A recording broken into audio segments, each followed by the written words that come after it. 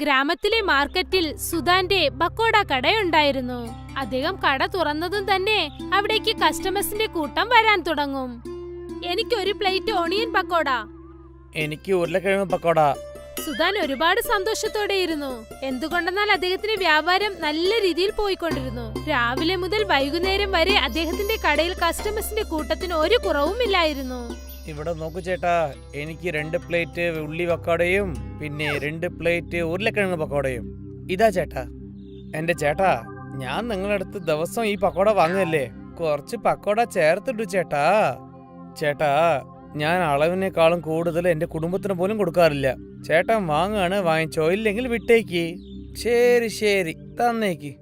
സുധാൻജിയുടെ കുടുംബത്തിൽ അദ്ദേഹത്തിന്റെ ഭാര്യ സുധയുണ്ടായിരുന്നു. എത്തിയോ? ഞാൻ നിങ്ങൾക്ക് വേണ്ടി കാത്തിരിക്കായിരുന്നു. കേട്ടോ, എന്റെ അനിയത്തിയുടെ ഭർത്താവ് അവൾക്കൊരു നെക്ലേസ് വാങ്ങിക്കൊടുത്തത്രേ. പക്ഷെ നിങ്ങളും ഉണ്ടല്ലോ, എനിക്കൊന്നും വാങ്ങി തരില്ല. അങ്ങനെയാണോ?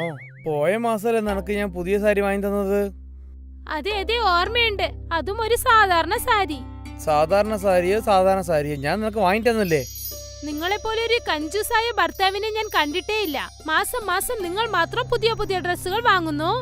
ഒരേ ഒരു മാസം എനിക്കൊരു സാരി വാങ്ങി തന്നിട്ട് ഇത്രയും സംസാരിച്ചുകൊണ്ടേയിരിക്കുന്നു. എനിക്ക് വാങ്ങിയാൽ എന്താ? പൈസ ഉണ്ടാക്കുന്നത് ഞാനല്ലേ? എന്തെങ്കിലും ചെയ്യൂ. സുധാൻജി സ്വഭാവത്തിൽ സ്വാർത്ഥനാണ്.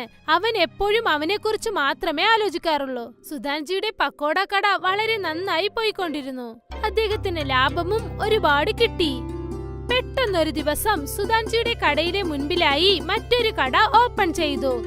ഗൗരവിന്റെ ആലു പഫ് സ്റ്റാൾ. പുതിയ കട കണ്ടപ്പോൾ കസ്റ്റമേഴ്സ് അവിടേക്ക് പോകാൻ തുടങ്ങി.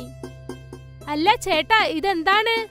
ഇത് സിറ്റിയിൽ വിൽക്കുന്ന ഫേമസ് ആയ ഉരുളക്കിഴങ്ങ് പഫ്സ് ആണ്. സിസ്റ്റർ, നിങ്ങൾ ഒരു പ്രാവശ്യം കഴിച്ചാ പിന്നെ നിങ്ങൾ വീണ്ടും വേണം ചോദിക്കും. ശരി ചേട്ടാ, ഒന്ന് തരൂ. ഇപ്പൊ തന്നെ ഞാൻ തരാം. ഗൗരവ് അവൾക്ക് ഒരു ഉരുളക്കിഴങ്ങ് പപ്സ് നൽകി. അത് കഴിച്ചതും തന്നെ അവൾക്ക് ഒരുപാട് ഇഷ്ടമായത്.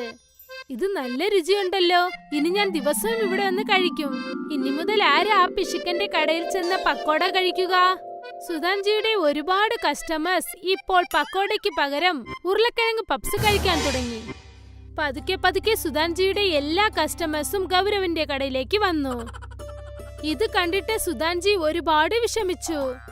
ഈ ഉരുളക്കിഴങ്ങ് പപ്സ് ഈ നാട്ടില് പുതിയതാണ്. കുറച്ച് ദിവസത്തേക്ക് മറന്ന് എല്ലാവരും തിരിച്ച് എന്റെ പക്കോട കഴിക്കാൻ വരുമെന്ന് തോന്നുന്നു. സുധാൻജി അദ്ദേഹത്തെ അധികം തന്നെ സമാധാനപ്പെടുത്തി. ദിവസങ്ങൾ കടന്നുപോയി. പക്ഷേ ഗൗരവിന്റെ ഉരുളക്കിഴങ്ങ് പപ്സ് വളരെ നന്നായിരുന്നു. അതുകൊണ്ട് ആ കസ്റ്റമേഴ്സ് ഒക്കെ വീണ്ടും അദ്ദേഹത്തിന്റെ കടയിലേക്ക് തന്നെ പോയി. ഈ ഉരുളക്കിഴങ്ങ് പപ്സുകാരൻ എന്റെ വ്യാപാരം തന്നെ നശിപ്പിച്ചല്ലോ. ഇവൻ എവിടുന്നാണ് വന്നത്? ഇവന് വന്നിട്ടില്ലെങ്കിൽ എന്റെ വ്യാപാരം നന്നായിട്ട് പോയേനെ. സുധാൻജി ആലോചിക്കാൻ തുടങ്ങി എങ്ങനെ ആ ഗൗരവിനെ അവിടെ നിന്നും തുരത്താമെന്ന്. ഗൗരവ് വളരെ സന്തോഷത്തോടെ ആയിരുന്നു. അവന്റെ വ്യാപാരം നല്ല രീതിയിൽ പോയതുകൊണ്ട്. എന്റെ രാമാ, നിനക്ക് വളരെ നന്ദിയുണ്ട്. എന്റെ പ്രശ്നങ്ങളൊക്കെ നീ തീർത്തു വെച്ചല്ലോ ദൈവമേ. ഗൗരവ് സ്വഭാവത്തിൽ വളരെ ദയാശീലമുള്ളവനാണ്. ആരെങ്കിലും കഷ്ടപ്പെടുന്നവരെ കണ്ടാൽ അവൻ അവന്റെ കടയിൽ നിന്നും ആലു പപ്സ് അവർക്ക് നൽകും. അവന്റെ പ്രവൃത്തികളൊക്കെ സുധാൻജി ദൂരെ നിന്നും ശ്രദ്ധിച്ചുകൊണ്ടേയിരുന്നു. ഇവൻ വളരെ നല്ലവനായിട്ടുണ്ടല്ലോ. ഇവനെ വളരെ എളുപ്പം തന്നെ ഒരു വിഡ്ഢിയാക്കാൻ പറ്റും. അതിനു മുമ്പ് ഞാൻ അവന്റെ ഒരു സുഹൃത്തായിരിക്കണം. ഇത് ആലോചിച്ചിട്ട് സുധാൻജി പതുക്കെ പതുക്കെ ഗൗരവിനോട് ചെന്ന് സംസാരിക്കാൻ തുടങ്ങി. എന്താ ചേട്ടാ, എങ്ങനെ പോകുന്നുണ്ട്? നന്നായിട്ട് പോകുന്നുണ്ട്. നിങ്ങൾ പറയൂ. നിങ്ങളുടെ ഉരുളക്കിഴങ്ങ് പഫ് വളരെ രുചിയുണ്ടെന്ന് ഞാൻ കേട്ടിട്ടുണ്ട്. ഞങ്ങൾക്കും കഴിക്കാൻ തന്നൂടെ? ദോ ഇപ്പൊ തന്നെ തരാം. ഗൗരവ് സുധാജിക്ക് ഒരു പപ്സ് കൊടുത്തു. അത് സുധാൻജി കഴിച്ചു നോക്കി. എന്റെ അമ്മോ, ഇത് നല്ല രുചിയുണ്ടല്ലോ. അങ്ങനെ തന്നെ ഒരു പുതിയ ഐറ്റം കഴിച്ചോണ്ട് നല്ല രുചിയുണ്ട്. നിങ്ങൾക്ക് ഇഷ്ടമായല്ലോ? എനിക്ക് അത് മതി. ഈ ഐറ്റം ഒക്കെ നിങ്ങൾ ഒരു വലിയ കട തുറന്നാണ് ചെയ്യേണ്ടത്. എന്റെ ആഗ്രഹം അത് തന്നെയാണ്. പക്ഷേ വലിയ കട തുറക്കാൻ വേണ്ടിയുള്ള കാശ് എന്റെ അടുത്തില്ല. ഞാനും അതുപോലെ കട തുറക്കണം എന്ന് ആഗ്രഹിക്കുന്നുണ്ട്. അങ്ങനെ നിങ്ങൾക്ക് ആഗ്രഹം ഉണ്ടെങ്കിൽ നമുക്ക് ചേർന്ന് തന്നെ കട തുറക്കാം. 2 കൗണ്ടർ ഉണ്ടാവും. നിങ്ങൾ ഉരുളക്കിഴങ്ങ് പഫ് വിറ്റോളൂ, ഞാൻ എന്റെ പക്കോട വിറ്റോളാം. അങ്ങനെ വെച്ചാൽ പാർട്ട്ണർഷിപ്പാണോ? അതുപോലെ തന്നെ. ഞാൻ ഒരു വലിയ മാർക്കറ്റിലെ ഒരു കട കണ്ടുവച്ചിട്ടുണ്ട്. വാവ്, ശരിക്കും ഇതൊരു വലിയ കാര്യം തന്നെ. വലിയ മാർക്കറ്റില് നല്ല വ്യാപാരം നടക്കും. അതെ, അങ്ങനെ തന്നെ. ഞാനും കുറെ കാലമായിട്ട് ആള് തപ്പിക്കൊണ്ടിരിക്കുകയായിരുന്നു. പകുതി പണം അവരിടണം, എനിക്ക് പാർട്ട്ണറായിട്ട് ചേരണം. വലിയ മാർക്കറ്റില് വില എന്താണ്? അത് 6 ലക്ഷം റുപ്യ ഉണ്ടാവും. എൻ്റെ അടുത്ത് 3 ലക്ഷം റുപ്യ ഉണ്ട്. ഇന്നും ഒരു 3 ലക്ഷം ആവശ്യമാണ്. ശരി, അത് ഞാൻ തരാം. നാളെ നിങ്ങൾക്ക് ഞാൻ പറഞ്ഞോളാം. ശരി ഏട്ടാ. സുധാൻജി ഗൗരവിനെ അദ്ദേഹത്തിന്റെ വലയിൽ വീഴ്ത്തി. ഗൗരവ് വീട്ടിലേക്ക് ചെന്ന് നടന്ന സംഭവങ്ങളൊക്കെ തന്റെ ഭാര്യ ലതയോട് പറഞ്ഞു. ഇത് വളരെ നല്ല കാര്യമാണ്. എൻ്റെ അടുത്ത് 1.5 ലക്ഷം റുപ്യ ഉള്ളൂ. ബാക്കിയുള്ള 1.5 ലക്ഷം റുപ്യക്ക് ഞാൻ എങ്ങോട്ട് പോവാനാ? നിങ്ങൾ ഒന്നുകൊണ്ടും വിഷമിക്കേണ്ട. എന്റെ സ്വർണമൊക്കെ വീട്ടിൽ തന്നെ ഉണ്ടല്ലോ. അതൊക്കെ കൊണ്ട് നമുക്ക് പണയം വെക്കാം. നിങ്ങളുടെ കയ്യിൽ കാശ് വന്നതിന് ശേഷം നമുക്കത് തിരിച്ചെടുക്കാം. ശരി, ഇത് നല്ല ആലോചന തന്നെയാണ്. ഗൗരവ് ലതയുടെ എല്ലാ സ്വർണവും കൊണ്ടുപോയി പണയം വെച്ചു. എന്നിട്ട് അദ്ദേഹം ബാങ്കിൽ ചേർത്ത് വെച്ചിരുന്ന കാശും എടുത്തുകൊണ്ട് വന്നു. ചേട്ടാ, പൈസക്കുള്ള എല്ലാ ഏർപ്പാടും ഞാൻ ചെയ്തു കഴിഞ്ഞു. എന്റെ പൊന്നെ, എന്നാ നാളെ തന്നെ നമുക്ക് മാർക്കറ്റിൽ പോയി സംസാരിക്കാം. എന്താ, ശരിയല്ലേ? ശരി ചേട്ടാ. ഗൗരവും സുധാൻജിയും ചേർന്ന് മുതലാളിയുടെ കയ്യിൽ കൊണ്ടുപോയി കാശ് നൽകി. പിന്നീട് മുതലാളി തന്റെ കയ്യിലുണ്ടായിരുന്ന താക്കോൽ സുധാൻജിയുടെ കയ്യിൽ നൽകി. അവസാനം നമ്മുടെ സ്വപ്നവും നിറവേറി കഴിഞ്ഞു. ഇപ്പൊ നീ ഒരു കാര്യം ചെയ്യ്. നീ നിന്റെ കടയിലേക്ക് പോട്. ഞാനിപ്പോ ഇവിടെയുള്ള മെയിന്റനൻസും പിന്നെ കൗണ്ടറൊക്കെ റെഡി ആക്കിട്ട് കൊണ്ടുവരാം. അതുവരെ ആ സന്തോഷത്തിൽ നീ അവിടെ കച്ചവടം ഉണ്ടാക്കൂല്ലേ? ശരി ചേട്ടാ. ഗൗരവ് അവിടെ നിന്ന് കടയിലേക്ക് പോയിട്ട് അവൻ ഉരുളക്കിഴങ്ങ് പപ്സ് വിൽക്കാൻ തുടങ്ങി. ദിവസങ്ങൾ കടന്നുപോയി. സുധാൻജിയുടെ പക്കോട കട മൂടി തന്നെ ഇരുന്നു. ഒരാഴ്ചയ്ക്ക് ശേഷം ഗൗരവ് ആ കട നോക്കാനായി വന്നപ്പോൾ അവിടെ സുധാൻജി നേരത്തെ തന്നെ അദ്ദേഹത്തിന്റെ പക്കോട വിറ്റുകൊണ്ടേയിരുന്നു. പിന്നെ കടയിൽ ഒരു കൗണ്ടർ മാത്രമേ ഉണ്ടായിരുന്നുള്ളൂ. ചേട്ടാ, കൗണ്ടർ വളരെ നന്നായിട്ടുണ്ട്. പക്ഷെ എന്റെ കൗണ്ടർ എവിടെ പോയി? ഏത് കൗണ്ടർ? എങ്ങനത്തെ കൗണ്ടർ? ഈ കട എന്റേതാണ്. ഇവിടെ ഒരു കൗണ്ടറേ ഉണ്ടാവുള്ളൂ. നിങ്ങൾ ഞങ്ങളെ എങ്ങനെ പറ്റിക്കാൻ പാടില്ല. ഈ കടയിലുള്ള പകുതി പൈസ ഞാനാണ് തന്നത്. അങ്ങനെയാണോ? അങ്ങനെ എന്തെങ്കിലും കൊടുത്ത ആധാരം നിന്റെ അടുത്തുണ്ടോ? അങ്ങനെ എന്തെങ്കിലും ഉണ്ടെങ്കിൽ നീ പോയി കംപ്ലൈന്റ് കൊടുക്കടാ. പൊയ്ക്കോ.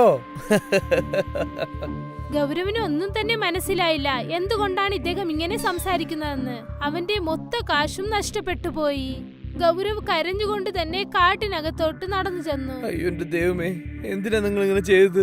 ഞാൻ ആലോചിച്ചു തോന്നുന്നു, പക്ഷെ നടക്കുന്നത് വേറെയാണല്ലോ. ഇതിന് പകരം നിങ്ങൾ എന്നെ കൊന്നാൽ മതിയായിരുന്നു. ഗൗരവിന്റെ സങ്കടം കണ്ട് അവിടെ പെട്ടെന്നൊരു ദേവി പ്രത്യക്ഷപ്പെട്ടു. ഗൗരവ്, നീ വിഷമിക്കേണ്ട ആവശ്യമില്ല മോനെ. നീ യഥാർത്ഥത്തിൽ വളരെ നല്ലവനാണ്. നീ ഒരുപാട് പേരെ സഹായിച്ചിട്ടുണ്ട്. ആ നന്മയൊക്കെ നിന്നെ തീർച്ചയായും രക്ഷിക്കും. അതെങ്ങനെ? ഈ മരത്തിലുള്ള തുളയിൽ നീ കൈയിടൂ. അതിൽ നിന്നും കിട്ടുന്നതെല്ലാം നിനക്ക് തന്നെ സ്വന്തമാണ്. ശരി അമ്മേ. ഗൗരവ് ആ മരത്തിലുള്ള തുഴയിൽ കൈയിട്ടു. അവൻ അതിൽ നിന്നും ഒരു സ്വർണ്ണ കോയിൻ കിട്ടി. പിന്നീട് ഗൗരവ് ഒരുപാട് സ്വർണ്ണ കോയിനുകൾ എടുത്തു. നിങ്ങൾക്ക് നന്ദി. നിങ്ങൾക്ക് വളരെ വളരെ നന്ദിയുണ്ട്. ഈ സ്വർണം കൊണ്ട് എന്റെ ജീവിതം തന്നെ മാറിപ്പോവും അമ്മേ. ഓർമ്മ വെച്ചോളൂ, നല്ല കാര്യങ്ങൾ ചെയ്യാൻ ഒരിക്കലും മറക്കരുത്. ഞാൻ എപ്പോഴും ജനങ്ങൾക്ക് നല്ല കാര്യം ചെയ്യുള്ളൂ അമ്മേ. ഗൗരവ് ലതയുടെ സ്വർണങ്ങളൊക്കെ തിരിച്ചെടുത്തു. പുതിയ വീട് വെച്ചു. പിന്നെ സ്വന്തമായി പുതിയൊരു കടയും തുടങ്ങി. അവന്റെ ആവശ്യങ്ങളെല്ലാം തന്നെ നിറവേറി. മറ്റൊരു വശത്ത് സുധാൻജിയുടെ ചീത്ത ചിന്തകൾ കാരണം അവന്റെ വ്യാപാരം നല്ല രീതിയിൽ നടന്നില്ല. അവൻ ആ കട വിറ്റിട്ട് വീണ്ടും തന്റെ റോഡ് കടയിലേക്ക് തന്നെ പോയി. ഇതിൽ നിന്നും എന്തു മനസ്സിലായെന്നാൽ നമ്മൾ നല്ലത് വിചാരിച്ചാൽ നല്ലതേ നടക്കൂ, പിന്നെ ചീത്ത വിചാരിച്ചാൽ ചീത്തയും. ശ്രീനു ഒരു പാവപ്പെട്ട ദോശക്കാരനാണ്. അവൻ തന്റെ സൈക്കിളിൽ ദോശയുണ്ടാക്കി വ്യാപാരം ചെയ്യും. ദോശ, മസാല ദോശ, രവ ദോശ. വളരെ കുറച്ച് ആളുകൾ മാത്രമേ അവന്റെ കയ്യിൽ നിന്നും ദോശ വാങ്ങി കഴിക്കാറുള്ളൂ. ശ്രീനുവിന്റെ ദോശ നല്ല രുചിയുള്ളതാണ്. പക്ഷെ അദ്ദേഹത്തിന് ഒരുപാട് കസ്റ്റമേഴ്സ് ഒന്നുമില്ല. അദ്ദേഹം എപ്പോഴും വിഷമത്തോടെയാണ് വീട്ടിലേക്ക് പോവുക. എന്തുപറ്റി? ഇന്നും വ്യാപാരം നേരെ നടന്നില്ലേ? എന്തു പറ്റിയെന്ന് അറിയില്ല. ഇപ്പോഴുള്ള ജനങ്ങളൊക്കെ മുൻപ് പോലെ ദോശ കഴിക്കുന്നേ ഇല്ല. അച്ഛാ, ഇപ്പോഴുള്ള കുട്ടികൾക്കൊക്കെ പിസയും ബർഗറും ഒക്കെയാണ് ഇഷ്ടം. ഇപ്പോൾ ആരും ദോശ ഇഷ്ടപ്പെട്ട് കഴിക്കാറില്ല അച്ഛാ. ഇതേപോലെ പോയിക്കൊണ്ടിരുന്നാൽ നമ്മുടെ കുടുംബം എങ്ങനെ രക്ഷപ്പെടും? തീർച്ചയായും എന്തെങ്കിലും നടക്കും. അച്ഛാ, നിങ്ങൾ എന്തുകൊണ്ട് വേറെന്തെങ്കിലും വ്യാപാരം ചെയ്തുകൂടാ? അതായത് ബർഗർ, പിസ്സ പോലെ. പക്ഷെ ഇതൊന്നും എനിക്ക് ചെയ്യാൻ അറിയില്ല മോനെ. എനിക്ക് വെറും ദോശ മാത്രമേ ഇടാൻ അറിയുള്ളൂ. ശ്രീനുവിന് വളരെ വിഷമമായി എങ്ങനെയാണ് തന്റെ വ്യാപാരം വലുതാക്കുന്നതെന്ന്. ദിവസം തോറും അദ്ദേഹത്തിന്റെ വ്യാപാരം കുറഞ്ഞു കുറഞ്ഞു വന്നു. അടുത്ത ദിവസം രാവിലെ ശ്രീനു നേരത്തെ പുറപ്പെട്ടു. പിന്നെ ഇന്ന് എന്നും പോകുന്ന വഴിയിൽ പോകാതെ വേറെ വഴിയിൽ പോയി. ദോശ, മസാല ദോശ, രവ ദോശ. ആ വഴിയിൽ ജിം ഉണ്ടായിരുന്നു. ജിമ്മിന്റെ പുറത്ത് ഒരുപാട് ആൾക്കാർ നിൽപ്പുണ്ടായിരുന്നു. ഇവിടെ ഇത്രയും തിരക്കുണ്ടല്ലോ. ഞാൻ ഈ സ്ഥലത്താണ് നല്ലോണം ഒച്ച ഉണ്ടാക്കേണ്ടത്. ഇന്ന് തീർച്ചയായിട്ടും നല്ല വ്യാപാരം ഉണ്ടാവും. ശ്രീനു വളരെ ഉച്ചത്തിൽ ശബ്ദമുണ്ടാക്കി. ദോശ, മസാല ദോശ, രവ ദോശ. ശ്രീനുവിന്റെ ശബ്ദം കേട്ട് ഒരു ബോഡി ബിൽഡർ അവിടേക്ക് വന്നു. എന്താ വേണ്ടത്? ഒന്നും വേണ്ട, ഞങ്ങൾ ഇതൊന്നും കഴിക്കില്ല. നിന്റെ അടുത്ത് ചിക്കനോ വല്ല മുട്ട ഉണ്ടെങ്കിൽ മുട്ട ദോശ ഇട്ട് തരൂ. മുട്ട ദോശയോ? അതെ, അത് നിങ്ങളടുത്തില്ലേ? ഒരു കാര്യം ചെയ്യ്, നിങ്ങൾ അതുപോലെ ദോശ ഉണ്ടാക്കിയിട്ട് നിങ്ങൾ ഇങ്ങോട്ടേക്ക് കൊണ്ടുപോവാ. ശരി സർ. ശ്രീനു തന്റെ സൈക്കിൾ ഓട്ടിച്ചുകൊണ്ട് അവിടെ നിന്നും പോയി. അന്ന് ദിവസം മുഴുവൻ ശ്രീനു പല പല സ്ഥലങ്ങളിലായി ദോശ വിറ്റു. ഒരുപാട് ആൾക്കാർ ഒരുപാട് ഇഷ്ടപ്പെട്ട ആ ദോശ കഴിച്ചു. വൈകുന്നേരം അദ്ദേഹം വീട്ടിലേക്ക് പോയപ്പോൾ അദ്ദേഹത്തിന്റെ മുഖത്തിലുള്ള ചിരി കണ്ട് ലക്ഷ്മി ചോദിച്ചു, എന്തുപറ്റി? ഇന്ന് നല്ല വ്യാപാരമുണ്ടായിരുന്നോ?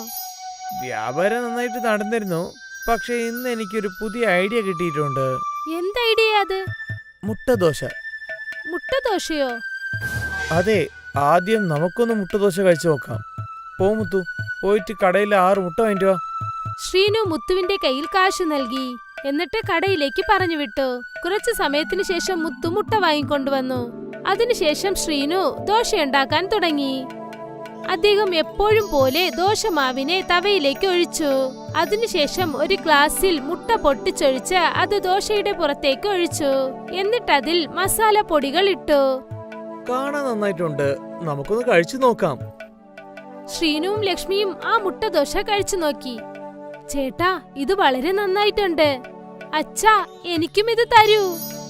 മുത്തുവും ദോശ കഴിച്ചു നോക്കി. അവനും അത് ഒരുപാട് ഇഷ്ടമായി. അന്നവർ കുടുംബത്തോടെ മുട്ട ദോശയാണ് കഴിച്ചത്. അടുത്ത ദിവസം രാവിലെ ശ്രീനു തന്റെ ദോശയിടുന്ന സൈക്കിൾ എടുത്തുകൊണ്ട് ആ ജിമ്മിനടുത്തേക്ക് ചെന്നു. അദ്ദേഹത്തിന്റെ സൈക്കിളിൽ മുട്ട ട്രേയും ഉണ്ടായിരുന്നു. ദോശ, മുട്ട ദോശ, മുട്ട മസാല ദോശ. മുട്ട ദോശ എന്ന് പറഞ്ഞതും തൊട്ടടുത്തുണ്ടായിരുന്ന കുറെ ആൾക്കാർ അദ്ദേഹത്തിന്റെ അടുത്തേക്ക് വന്നു. കൂടെ തന്നെ ആ ബോഡി ബിൽഡറും വന്നു. ശരിക്കും മുട്ട ദോശ കിട്ടുമോ? തീർച്ചയായും സാർ. എന്നാ എനിക്കൊരു മുട്ട ദോശ തരൂ. പിന്നീട് ശ്രീനു ദോശയുടെ മേലിൽ മുട്ട പൊട്ടിച്ചൊഴിച്ചു. പിന്നീട് ആ ബോഡി ബിൽഡറിന് മുട്ട ദോശ നൽകി. മുട്ട ദോശ കഴിച്ചതും തന്നെ അദ്ദേഹത്തിന്റെ മുഖത്തിൽ ഒരു ചിരി വന്നു. വാവ്, വളരെ നന്നായിട്ടുണ്ട് സുഹൃത്തെ. ഞങ്ങൾ ഇതുവരെ ആലോചിച്ചിട്ടേ ഇല്ല മുട്ടയും ദോശയും ചേർത്ത് കഴിക്കാൻ പറ്റുമെന്ന്. നിങ്ങൾ ഇന്നും നേടുവോ? ആ ബോഡി ബിൽഡർ മുട്ട ദോശ കഴിച്ചു. പിന്നീട് ഇനിയും ഒന്ന് ചോദിച്ചു. കൂടെ ഒരുപാട് ബോഡി ബിൽഡേഴ്സ് മുട്ട ദോശ വാങ്ങിച്ചു കഴിച്ചു. എനിക്കൊരു മസാല മുട്ട ദോശ. എനിക്കൊരു മുട്ട ദോശ. മുട്ട ദോശ ഓർഡർ നൽകി. ശ്രീനു മുട്ട ദോശ ഇട്ടുകൊണ്ടേയിരുന്നു. പിന്നെ കസ്റ്റമേഴ്സ് കഴിച്ചുകൊണ്ടേയിരുന്നു. ശ്രീനു ഇടയ്ക്കിടയ്ക്ക് വിളിക്കുകയും ചെയ്തു. അതുകൊണ്ട് ജനങ്ങളുടെ ശ്രദ്ധയൊക്കെ അദ്ദേഹത്തിന്റെ മേലിൽ കൊണ്ടു. ദോശ, മുട്ട ദോശ, മുട്ട മസാല ദോശ. ഒരാൾക്കടുത്തായി മറ്റൊരു കസ്റ്റമർ വന്നുകൊണ്ടേയിരുന്നു. 1 മണിക്കൂറിനകത്തു തന്നെ ശ്രീനുവിന്റെ മൊത്ത ദോശയും വിറ്റ് കഴിഞ്ഞു. പിന്നെ ഇന്ന് അദ്ദേഹത്തിന്റെ വരുമാനവും ഒരുപാട് കിട്ടി. അദ്ദേഹം സന്തോഷത്തോടെ വീട്ടിലേക്ക് തിരിച്ചു വന്നു. ലക്ഷ്മി, ഇന്ന് വളരെ നന്നായിട്ട് കച്ചവടം സംഭവിച്ചിരുന്നു.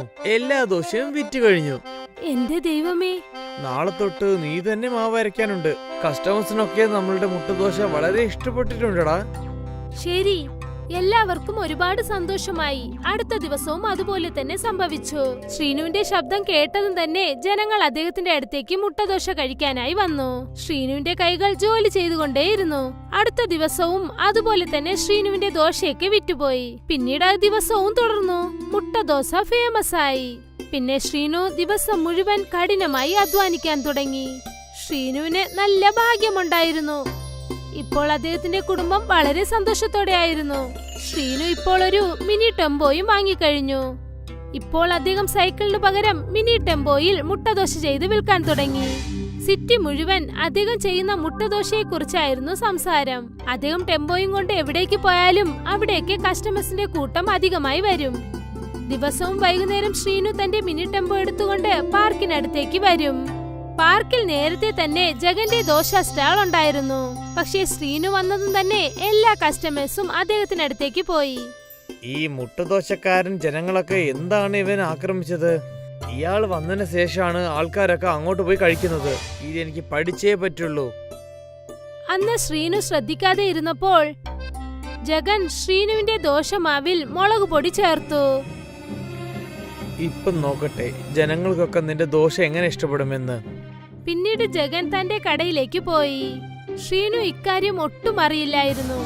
അദ്ദേഹം എന്നത്തെയും പോലെ ദോശ ഉണ്ടാക്കാൻ തുടങ്ങി. എന്നിട്ട് തന്റെ കസ്റ്റമേഴ്സിന് കൊടുത്തു. പാവ സുഹൃത്തെ, ദിവസം കഴിക്കുന്ന മുട്ടദോശനെക്കാട്ടെ ഇന്ന് സ്പെഷ്യൽ ആയിട്ടുണ്ടല്ലോ. എരിവും പിന്നെ നല്ല രുചിയും ഉണ്ട്. സ്പൈസി മുട്ടദോശ. ഇത് കേട്ടിട്ട് ശ്രീനു തന്റെ ദോശമാവ് ടേസ്റ്റ് ചെയ്തു നോക്കി. പിന്നെ തൊട്ടടുത്തുണ്ടായിരുന്ന മുളക് പൊടി ബോട്ടിൽ അദ്ദേഹം കണ്ടു. തീർച്ചയായും ആരോ മാവില് മുളകാപ്പൊടി ചേർത്തിട്ടുണ്ട്. ഇതും നല്ലത് തന്നെ. ജനങ്ങൾക്ക് ഈ സ്പൈസി മുട്ടദോശ ഇഷ്ടപ്പെട്ടിട്ടുണ്ടല്ലോ. ഇതിനാണ് അതിഷ്ടമെന്ന് പറയുന്നത്. മുട്ടദോശ, സ്പൈസി മുട്ടദോശ. പിന്നെ വീണ്ടും ശ്രീനുവിന്റെ ടെമ്പോയുടെ അടുത്തേക്ക് ഒരുപാട് ആൾക്കാർ വന്നു. എല്ലാവർക്കും പുതിയ ആ സ്പൈസി മുട്ടദോശ കഴിക്കാനുള്ള ആഗ്രഹം. ശ്രീനു മുട്ടദോശ ചെയ്തുകൊണ്ടേയിരുന്നു, ജനങ്ങൾ അത് കഴിച്ചുകൊണ്ടേയിരുന്നു. എല്ലാവർക്കും സ്പൈസി മുട്ടദോശ ഒരുപാട് ഇഷ്ടമായി. ജഗന് മാത്രം ഇഷ്ടമായില്ല. ഞാൻ ഇങ്ങനെ ചെയ്തു പോയല്ലോ. ഞാൻ അവന്റെ കച്ചവടം നാശാക്കണമെന്ന് വിചാരിച്ചു. പക്ഷെ അറിയാതെ തന്നെ ഞാൻ അവന് നല്ലത് ചെയ്തു പോയല്ലോ. അയ്യോ എന്റെ ദൈവമേ. ശ്രീനുവിന്റെ സ്പൈസി മുട്ടദോശ വിൽക്കാൻ തുടങ്ങി. ഇത് കണ്ടതും ജഗന് ഒരുപാട് ദേഷ്യം വന്നു. പക്ഷെ പാവം, ഇനി അദ്ദേഹത്തെ കൊണ്ട് എന്തു ചെയ്യാൻ പറ്റും? അദ്ദേഹം കരുതി ശ്രീനുവിനെ ഇല്ലാതെയാക്കി താൻ രക്ഷപ്പെടാമെന്ന്. പക്ഷെ പാവം, അദ്ദേഹം സ്വന്തം കൈകൊണ്ട് തന്റെ കുഴി കുഴിച്ചു.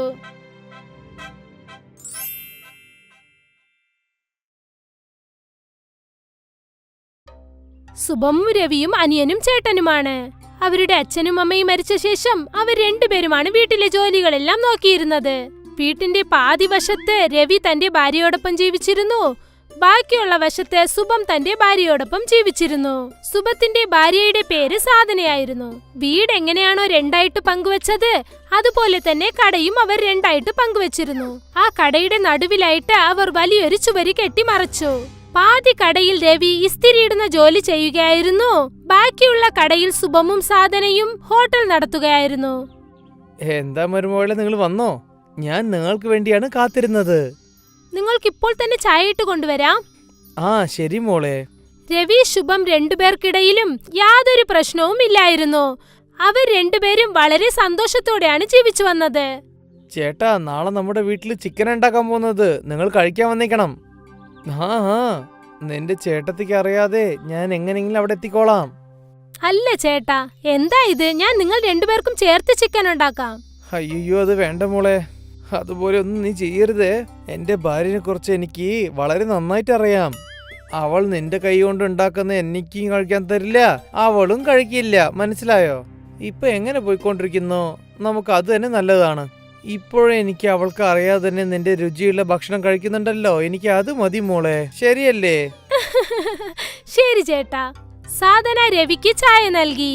പിന്നീട് അവൾ ഹോട്ടലിലെ ജോലി നോക്കാനായി പോയി. കസ്റ്റമേഴ്സ് ഒക്കെ വരാൻ തുടങ്ങി. ചേച്ചി, 2 ചായ പിന്നെ ഒരു മുട്ടപ്പൊടി മാസും. ശരി സാറേ.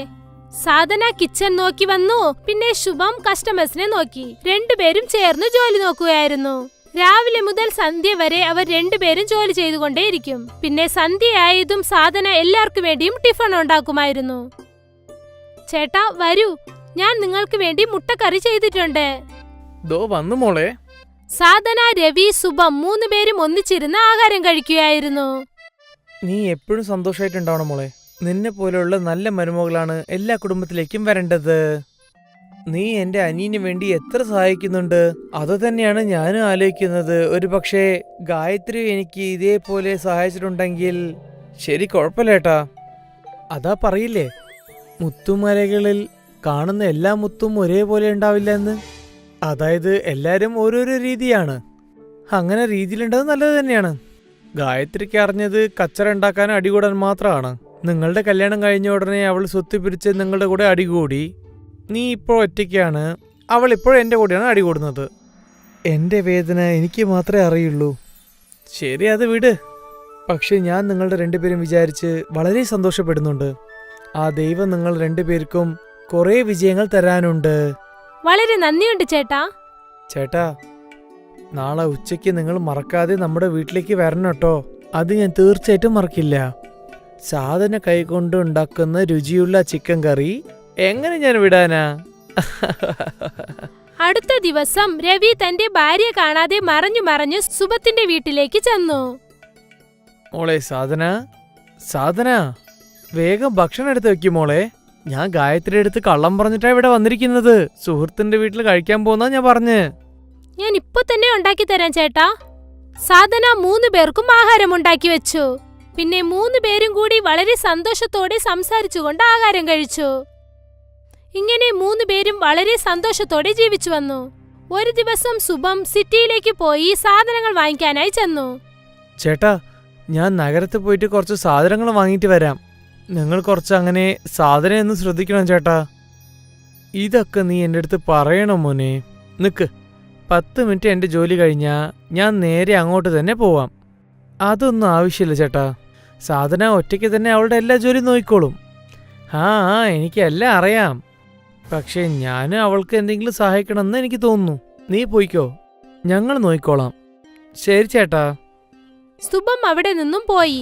പിന്നെ രവി തൊട്ടടുത്ത കടയിൽ ജോലി ചെയ്യാനായി തന്റെ കട മൂടിയിട്ട് പോയി. രവി കസ്റ്റമേഴ്സിന്റെ പ്ലേറ്റ് എടുക്കുകയായിരുന്നു. അല്ല ചേട്ടാ, നിങ്ങളിതൊന്നും ചെയ്യണ്ട, ഞാൻ ചെയ്തോളാം. നീ ഇപ്പോഴവിടെ എന്ത് ചെയ്യുന്നോ നീ അത് പോയി ചെയ്തോളൂ. ഞാൻ ഇവിടെ ഉണ്ടല്ലോ. ഇവിടെ കുറച്ച് ജോലി ഞാനും ചെയ്തോളാം. അങ്ങനെ ജോലി ചെയ്തോണ്ട് തന്നെ ഞാൻ നിന്നോട് സംസാരിക്കാലോ. അതും ശരിയാണ്. ഹോട്ടലിലേക്ക് കസ്റ്റമേഴ്സ് വന്നു പോയിക്കൊണ്ടിരിക്കുകയാണ്. പിന്നെ സാധന ദിവസവും പോലെ കിച്ചൺ നോക്കുകയായിരുന്നു. പിന്നെ രവി കസ്റ്റമേഴ്സിനെ നോക്കുകയായിരുന്നു. എല്ലാം നല്ല രീതിയിൽ പോയിക്കൊണ്ടിരുന്നു. പിന്നെ പെട്ടെന്ന് ഗ്യാസ് തീർന്നു പോയി. അയ്യോ, ഇപ്പോൾ ഞാൻ എന്തു ചെയ്യും? എന്തു പറ്റി സാധന? ചേട്ടാ, ഗ്യാസ് തീർന്നു പോയി. കസ്റ്റമേഴ്സിന്റെ ഓംലെറ്റ് ഓർഡർ ഉണ്ട്. ഇപ്പോൾ എന്തു ചെയ്യാനാ? കസ്റ്റമേഴ്സിനെ തിരിച്ചയക്കണമെന്ന് തോന്നുന്നു. വേണ്ട, ഇത് കുറച്ചും കൂടി ശരിയല്ല. നീ ഒരു കാര്യം ചെയ്. ഓംലെറ്റ് ചെയ്യാൻ വേണ്ടി നീ മുട്ടയൊക്കെ പൊട്ടിച്ചു വെക്ക്. ബാക്കിയുള്ള കാര്യങ്ങളൊക്കെ എൻ്റെ അടുത്ത് വിട്ടേക്ക്. സാധന ഒരു പാത്രത്തിൽ മുട്ട ഉടച്ചിട്ടു. എന്നിട്ട് ആവശ്യത്തിന് ഉപ്പും പിന്നെ മുളക് പൊടിയും ചേർത്ത് നന്നായിട്ട് മിക്സ് ചെയ്തു. രവി തന്റെ കടയിൽ നിന്നും ഒരു പുതിയ അയൺ ബോക്സ് എടുത്തുകൊണ്ടുവന്നു. ഈ അയൺ ബോക്സ് വെച്ച് എന്തു ചെയ്യാനാ ചേട്ടാ? നീ കറണ്ട് അടുപ്പുള്ളത് നീ കണ്ടിട്ടുണ്ടോ? അത് എങ്ങനെയാണോ അതുപോലെ തന്നെയാണ് ഈ അയൺ ബോക്സും. നീ ഓംലെറ്റ് മിക്സ് ചെയ്ത് വെച്ചിട്ടുണ്ടല്ലേ, അത് ഈ അയൺ ബോക്സിൽ ഒഴിച്ചാൽ മതി. ഇതുകൊണ്ട് ഓംലെറ്റ് ചെയ്യാമോ? നമുക്കൊന്ന് ശ്രമിച്ചു നോക്കാടോ. രവി അയൺ ബോക്സ് വയർ ബോർഡിൽ കുത്തി. ആ അയൺ ബോക്സ് ചൂടായ ഉടൻ തന്നെ സാധന അതിലേക്ക് ആ കലക്കി വെച്ചിരുന്ന മുട്ട എടുത്തൊഴിച്ചു. ഉടൻ തന്നെ ആ മുട്ട പൊരിഞ്ഞു വലുതായി മാറി. കണ്ടില്ലേ? പിന്നീട് 2 മിനിറ്റിനകം തന്നെ ഓംലെറ്റ് റെഡിയായി. സാധന ഓംലെറ്റ് പ്ലേറ്റിലേക്ക് വെച്ചു. എന്നിട്ട് അത് കസ്റ്റമേഴ്സിനടുത്തേക്ക് കൊണ്ടുപോയി. ഷേടാ, ഇതെന്ത് ഓംലെറ്റ് ആണ്? ത്രികോണ രൂപത്തിലാണല്ലോ ഉള്ളത്. ഇത് പുതിയതാണ് ചേട്ടാ, നിങ്ങളൊന്ന് കഴിച്ചു നോക്കൂ. ആ കസ്റ്റമർ ഓംലെറ്റ് കഴിച്ചു നോക്കി. അത് നല്ല രുചിയുള്ളതായിരുന്നു എന്ന് അദ്ദേഹം പറഞ്ഞു. ഇത് ശരിക്കും നന്നായിട്ടുണ്ട് മോളെ. പിന്നെ ഇതിന്റെ രൂപവും നന്നായിട്ടുണ്ട്. അത് കണ്ടിട്ട് മറ്റുള്ള കസ്റ്റമേഴ്സും ത്രികോണ ഓംലെറ്റിന് ഓർഡർ നൽകി. എനിക്കും അതുപോലെ ത്രികോണ ഓംലെറ്റ് വേണം. എനിക്കും തരൂ. സാധന തുടർന്ന് ത്രികോണ ഓംലെറ്റ് ചെയ്തുകൊണ്ടേയിരുന്നു. കസ്റ്റമേഴ്സ് അത് കഴിച്ചുകൊണ്ടേയിരുന്നു. കുറച്ചു സമയത്തിന് ശേഷം സുബം സാധനങ്ങൾ വാങ്ങിക്കൊണ്ട് വന്നപ്പോൾ തന്റെ ഹോട്ടലിന്റെ പുറത്തുള്ള ആൾക്കാരെ കണ്ട് അവൻ അതിശയിച്ചു പോയി. ഷേടാ, ഇതെന്താ ഇത്രയും തിരക്ക്? ഇത്രയും കസ്റ്റമേഴ്സ് എന്റെ ചേട്ടന്റെ ത്രികോണ ഓംലെറ്റ് കൊണ്ടാണ് വന്നത്. എന്ത് ത്രികോണ ഓംലെറ്റോ? രവി സുബത്തിനോട് ആ എൺബോക്സ് ഓംലെറ്റിനെ കുറിച്ച് എല്ലാം തന്നെ പറഞ്ഞു. അവിടെ കുറച്ച് നോക്കുമോനെ. ത്രികോണ ഓംലെറ്റ് കഴിക്കാൻ വേണ്ടി എത്ര പേരെ ഇവിടെ ക്യൂല് നിൽക്കുന്ന കണ്ടില്ലേ? എന്റെ ദൈവമേ ചേട്ടാ, നിങ്ങള് വലിയ സംഭവം തന്നെ. പിന്നീട് 3 പേരും ചേർന്ന് കസ്റ്റമേഴ്സിന് ഓംലെറ്റ് നൽകി.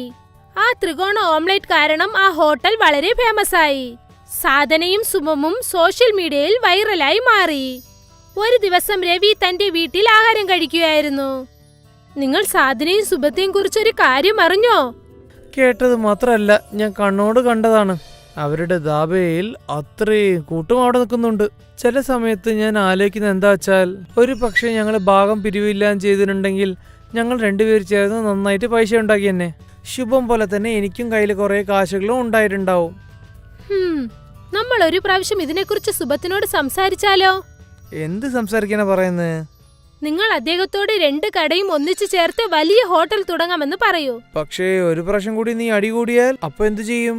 എനിക്കെന്തോ വട്ടാണോ വരുന്ന ലക്ഷ്മിയെ വേണ്ട എന്ന് പറയാൻ? എന്നാ ശരി. രവിക്ക് മനസ്സിനകത്ത് ഒരുപാട് സന്തോഷം തോന്നി. അവന് മുൻപേ ഇത് തന്നെയായിരുന്നു ആഗ്രഹം. കുറച്ചു ദിവസത്തിനകത്ത് 2 കടയും ഒന്നിച്ചു ചേർത്ത് അവരൊരു വലിയ ഹോട്ടൽ തുടങ്ങി. ശുഭം, രവി, സാധന 3 പേരും ഒന്നിച്ചുകൂടി ഹോട്ടൽ നടത്തി. ആ അയൺ ബോക്സ് ഓംലെറ്റിന്റെ സഹായത്തോടു കൂടി അവരുടെ കട മാത്രം വലുതായില്ല, അവരുടെ പിരിഞ്ഞിരുന്ന സ്നേഹവും ഒരുപാട് അധികരിച്ചു. ഗ്രാമത്തിലെ മാർക്കറ്റിൽ സുധാന്റെ പക്കോട കടയുണ്ടായിരുന്നു. അദ്ദേഹം കട തുറന്നതും തന്നെ അവിടേക്ക് കസ്റ്റമേഴ്സിന്റെ കൂട്ടം വരാൻ തുടങ്ങും. എനിക്കൊരു പ്ലേറ്റ് ഓണിയൻ പക്കോട. എനിക്ക് ഉരുളക്കിഴങ്ങ് പക്കോട. സുധാൻ ഒരുപാട് സന്തോഷത്തോടെ ഇരുന്നു. എന്തുകൊണ്ടെന്നാൽ അദ്ദേഹത്തിന്റെ വ്യാപാരം നല്ല രീതിയിൽ പോയിക്കൊണ്ടിരുന്നു. രാവിലെ മുതൽ വൈകുന്നേരം വരെ അദ്ദേഹത്തിന്റെ കടയിൽ കസ്റ്റമേഴ്സിന്റെ കൂട്ടത്തിന് ഒരു കുറവുമില്ലായിരുന്നു. ഇവിടെ നോക്കൂ ചേട്ടാ, എനിക്ക് 2 പ്ലേറ്റ് ഉള്ളി പക്കോടയും പിന്നെ 2 പ്ലേറ്റ് ഉരുളക്കിഴങ്ങ് പക്കോടയും. ഇതാ ചേട്ടാ. എന്റെ ചേട്ടാ, ഞാൻ നിങ്ങളടുത്ത് ദിവസം ഈ പക്കോട വാങ്ങല്ലേ, കുറച്ച് പക്കോട ചേർത്തിട്ടു ചേട്ടാ. ചേട്ടാ, ഞാൻ അളവിനേക്കാളും കൂടുതൽ എന്റെ കുടുംബത്തിന് പോലും കൊടുക്കാറില്ല. ചേട്ടൻ വാങ്ങാണ്, വാങ്ങിച്ചോ, ഇല്ലെങ്കിൽ വിട്ടേക്ക്. ശരി ശരി, തന്നേക്ക്. സുധാൻജിയുടെ കുടുംബത്തിൽ അദ്ദേഹത്തിന്റെ ഭാര്യ സുധയുണ്ടായിരുന്നു. എത്തിയോ? ഞാൻ നിങ്ങൾക്ക് വേണ്ടി കാത്തിരിക്കായിരുന്നു. കേട്ടോ, എന്റെ അനിയത്തിയുടെ ഭർത്താവ് അവൾക്കൊരു നെക്ലേസ് വാങ്ങിക്കൊടുത്തത്രേ. പക്ഷെ നിങ്ങളും ഉണ്ടല്ലോ, എനിക്കൊന്നും വാങ്ങിത്തരില്ല. അങ്ങനെയാണോ? പോയ മാസമല്ലേ നിനക്ക് ഞാൻ പുതിയ സാരി വാങ്ങി തന്നത്? അതെ അതെ, ഓർമ്മയുണ്ട്. അതും ഒരു സാധാരണ സാരി. സാധാരണ സാരിയോ സാധാരണ സാരിയോ ഞാൻ നിനക്ക് വാങ്ങി തന്നില്ലേ?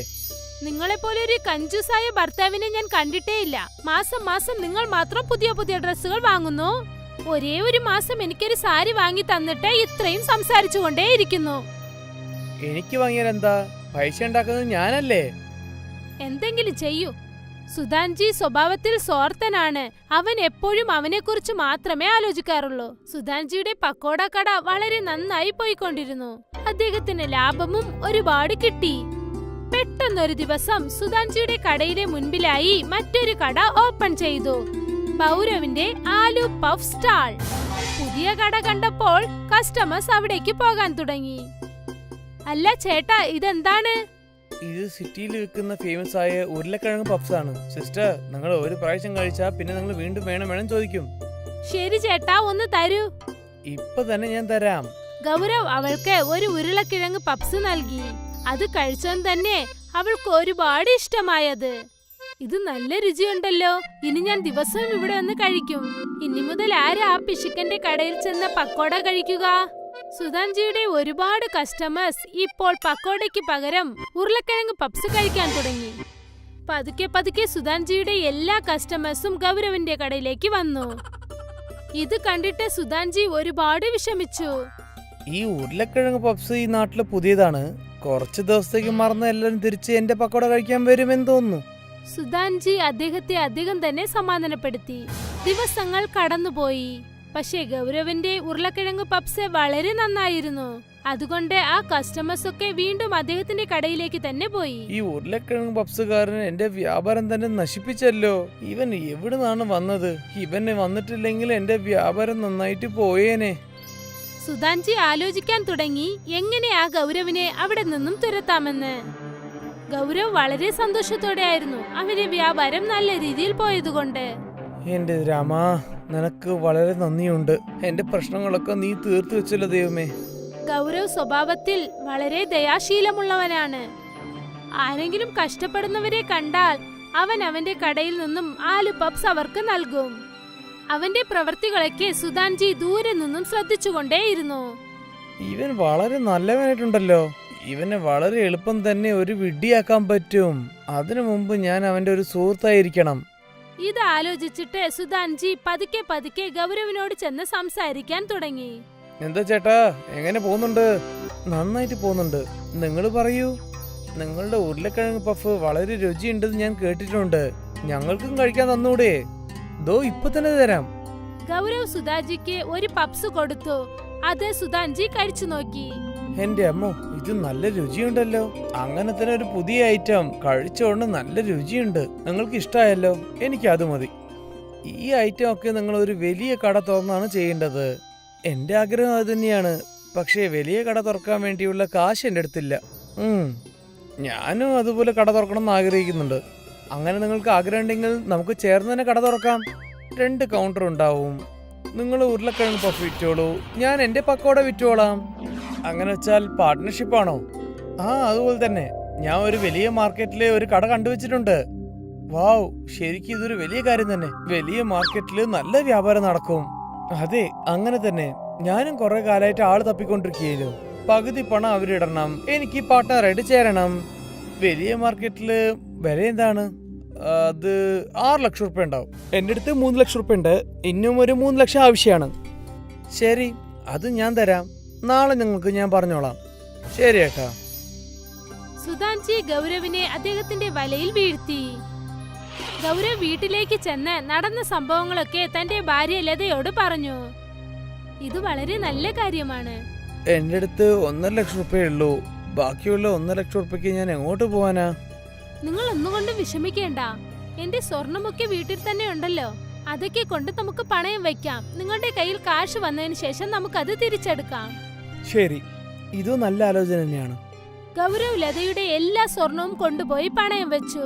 എന്നിട്ട് അദ്ദേഹം ബാങ്കിൽ ചേർത്ത് വെച്ചിരുന്ന കാശും എടുത്തുകൊണ്ട് വന്നു. ചേട്ടാ, പൈസക്കുള്ള എല്ലാ ഏർപ്പാടും ഞാൻ ചെയ്തു കഴിഞ്ഞു. എന്റെ പൊന്നെ, എന്നാ നാളെ തന്നെ നമുക്ക് മാർക്കറ്റിൽ പോയി സംസാരിക്കാം. എന്താ, ശരിയല്ലേ? ശരി ചേട്ടാ. ഗൗരവും സുധാൻജിയും ചേർന്ന് മുതലാളിയുടെ കയ്യിൽ കൊണ്ടുപോയി കാശ് നൽകി. പിന്നീട് മുതലാളി തന്റെ കയ്യിലുണ്ടായിരുന്ന താക്കോൽ സുധാൻജിയുടെ കയ്യിൽ നൽകി. അവസാനം നമ്മുടെ സ്വപ്നവും നിറവേറി കഴിഞ്ഞു. ഇപ്പൊ നീ ഒരു കാര്യം ചെയ്യ്.